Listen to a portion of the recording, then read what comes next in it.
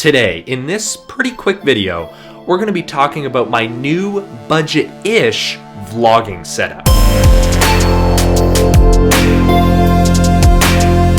So as you may have guessed, I'm using my new vlogging setup that I kind of teased and talked about on Twitter to film this right now. This mostly depends on what camera you have, kind of the budget for this. But let's talk about what I'm using for this setup right now. I've got my beastly Canon EOS 80D as the main camera body. You can switch this out with whatever, as long as it's not too heavy, and we'll get to that in just a second. Then I've also got the Canon EFS 10 to 18 millimeter lens. There are some advantages and disadvantages to this lens, and let's talk about those right now. So 10 to 18 millimeters sounds really wide, but the Canon 80D has an APS-C size sensor.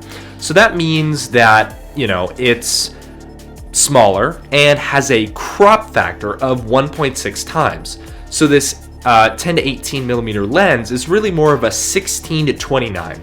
But 16 millimeters, as you can see right now in this frame, is still a great focal length for vlogging. Now, another great benefit is that it has image stabilization. So even if I move around a little bit, move the camera around, the lens has stabilization built in. So if you're vlogging, you're walking around like this, the lens isn't going to be shaky and your footage will be smoother. Now let's talk drawbacks. There are a couple. Most notably is the aperture.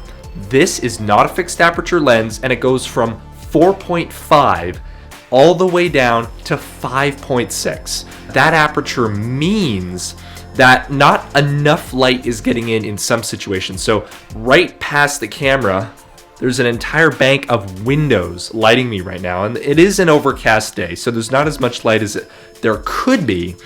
And you can run into a couple of problems with light with this lens. Another disadvantage with this lens is that it is EFS, which, in case you weren't aware, is an EF mount lens that only works on APS-C size crop sensor cameras. So if me or anyone else who owns this lens decides to upgrade to full frame in the future, 6D Mark II, 5D Mark IV, although that's pretty old, you won't be able to use this lens because it is only made for those APS-C sized sensor cameras. Let's talk other gear in this setup. Audio is being taken care of by the Rode VideoMic Pro up top here. Excellent microphone. If you are going to be buying it, I would also recommend taking a look at the newer Rode VideoMic Pro Plus. It has auto turn on and off with the camera, so you don't have to worry about leaving the microphone on and then it mysteriously dying. And there's some other features that might work great for run and gun vloggers, which I'm not really one, but we'll see about that soon. Finally, the last piece, which is how I'm holding on to all this, is the Manfrotto mini tripod. This thing is a beast. It is so awesome. You might have seen it in my unboxing video that I did of some various Amazon tech items. It's amazing. The ball head is super adjustable and super, there's a lot of friction, so it stays exactly in place.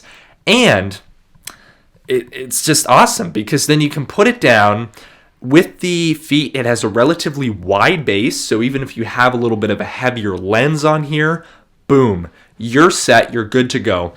And it's not as versatile as, say, a GorillaPod in terms of surfaces you can put it down on, but it's way cheaper at about $25 to $30 depending on where you buy it. So compared to a SwitchPod or GorillaPod, it's a very budget-friendly option. Another benefit of this lens that I kind of forgot to mention is the weight. This lens, being an EFS mount glass lens, is very light. It's pretty cheap.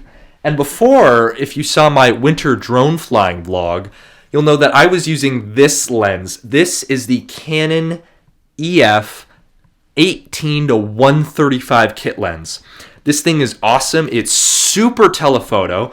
Because of the APS-C size sensor, it's actually a 29 to 216 millimeter. So that's awesome, but it's super heavy with all of the optics for that zoom range. Wow. It is really a lot heavier to vlog with, and 29 millimeters is a little too telephoto for vlogging for me anyway. I don't want to have to hold the camera way out like this just to get, more than just my face in frame. So that's really something to keep in mind when you're looking for vlogging lenses. So in total, this setup, if you do some smart shopping, probably could be had in Canada for about $1,500. I bought this setup with the kit lens and a few other accessories, but if you were solely buying the Canon 80D for the purpose of making the setup, or if you were getting the newer 90D, which can shoot 4K, this would really work out well for you. And you just have to consider future upgrade paths, because if you are going to full frame, this lens will become redundant. Definitely great results are attainable with this setup if you know what you're doing. And of course, Canon's great autofocus paired with its first-party lens means you're always in focus, which is great for run and gun vloggers who don't really have time to sort out things like that. So anyway, thank you for watching this pretty short-ish video. Hopefully I interspersed some decent-ish B-roll of the things that I talked about here. Just trying to bang out a couple of videos before I head out to Banff for the March break mega vlog ski trip. So definitely make sure to subscribe and follow me on Twitter for upcoming videos made with this vlogging setup from Banff. I'm also going to be taking some photos and, of course, some skiing first-person videos. So make sure to subscribe for those, and I'll see you in the next video.